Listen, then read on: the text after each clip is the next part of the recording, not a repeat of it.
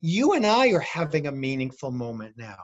If we name these meaningful moments, that will help us grow through this and not just go through this.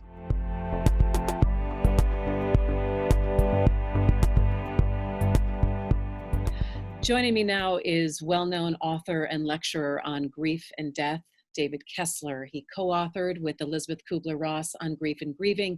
He's helped thousands of people face death, dying, grief, working in hospital systems on the Red Cross disaster team. His latest book is Finding Meaning, The Sixth Stage of Grief. David, thanks for joining me. It's good to see you. Good to be with everyone. At this time where I think we're all trying to label I think what we're feeling, whether it's anxiety, whether it's sadness, is it grief that we're feeling? It is. So many people have shared that they're just sad at night or they woke up with this heavy feeling. And I think it's important we name it as grief. You know, we think of grief as when someone dies, and that certainly is the worst grief we have. And yet at the same time, canceling a wedding, your kids not being able to have their play dates, and this sort of the world we knew a month ago is gone forever, and we're grieving a lot. As a society, though, are we comfortable with the word grief? It doesn't seem like we are, though, sometimes. Not at all. And it's important we label it, because if we don't, we're just pushing these feelings down. I'm not going to feel sad because no one died in my life. I'm not going to be angry because I have enough food. And we end up being this culture of half-felt emotions.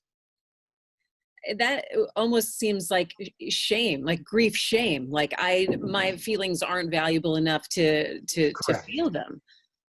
Correct. We go, oh, we try to tell our kids, this is a virus. Don't be sad that you have to do this. And not understanding they're sad. They're sad. People always ask me, which is the worst grief? Is it a death? Is it a divorce? What's this collective grief we're feeling? I say the worst grief is always your grief. Big or small, whatever yours is the worst grief. For your kids, they can't have a play date. That's their worst grief. So how do we, I guess, because we're always trying to make people feel better. We're trying to make sure our kids are happy, or if they're sad, cheering them up, or how do we make this situation better? Or you read on social media, oh, you guys have got this, just keep up the positivity. What do we do to step back and give ourselves that grace of saying it is okay to feel this? I think if we just feel those feelings. If your kids are sad, they don't have a play date, you go, of course you are. It is so sad. The world is sad now.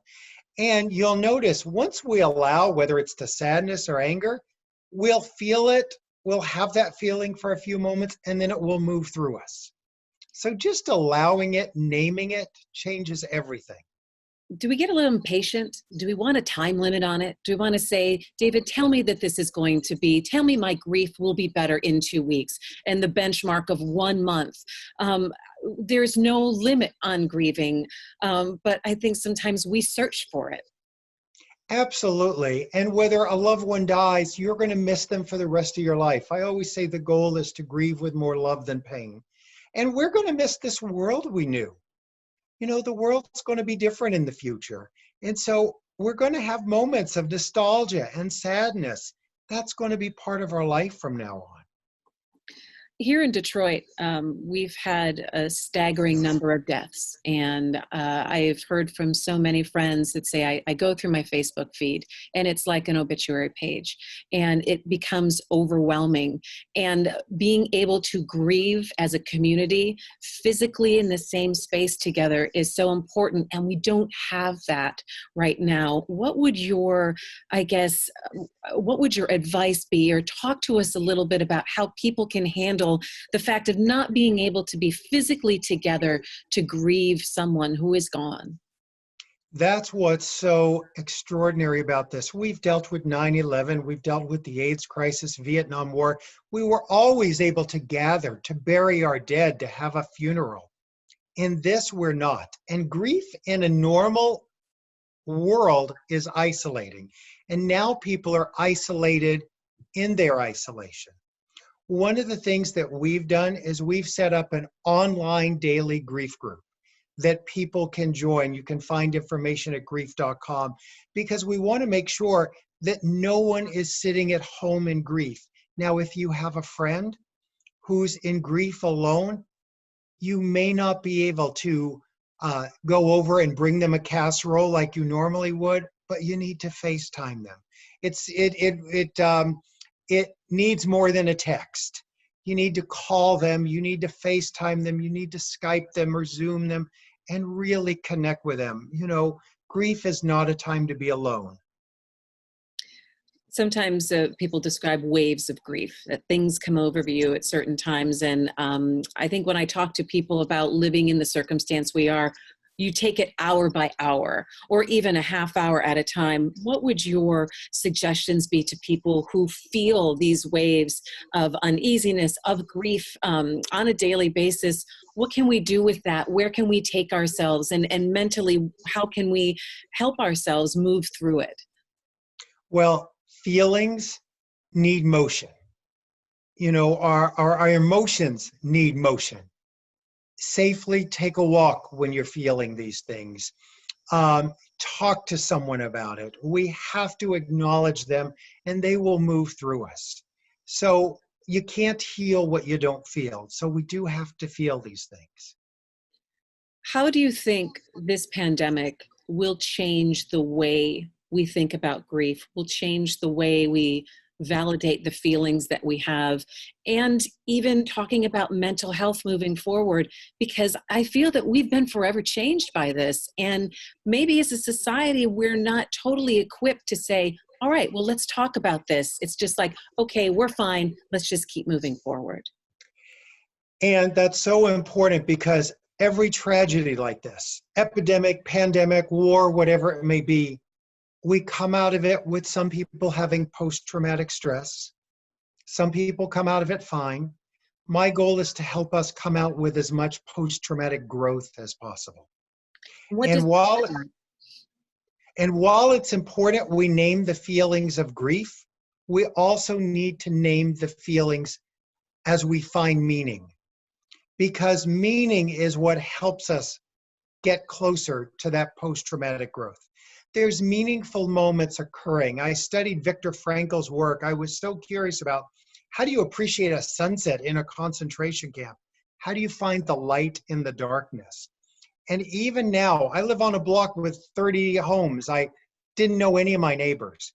We're now on a text chain. Someone's going to the grocery store. The guy at the end, the elderly man, what can we get him?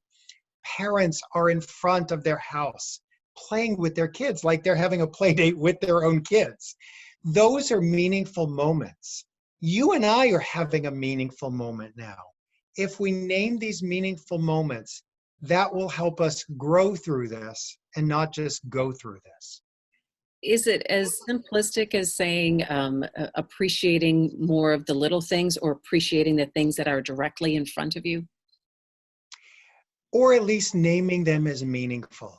I had a phone call the other day with someone across the country who I only have a minute to text with usually. We had a 20-minute conversation. I realized, I can FaceTime this person anytime. I should be connecting. One of the things that's becoming meaningful is we're learning how to do this. Our technology is raising, and that's becoming meaningful. We're becoming a world. I think what's interesting too is that you're saying it's okay. It's okay to feel this way. And for a lot of people, they've felt that they haven't had the grace to be like, yeah, it's okay to feel this way. So people are finding you, grief.com, and also daily, you said, on Facebook. What are some people sharing?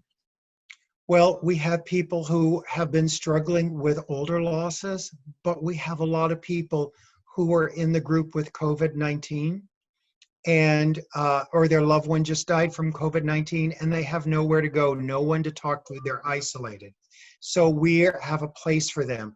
Even some of the people who have been in grief for a while are helping the new people. So whatever your loss is, everyone's welcome there, because grief must be witnessed. You can find more at onedetroitpbs.org or subscribe to our social media channels and sign up for our One Detroit newsletter.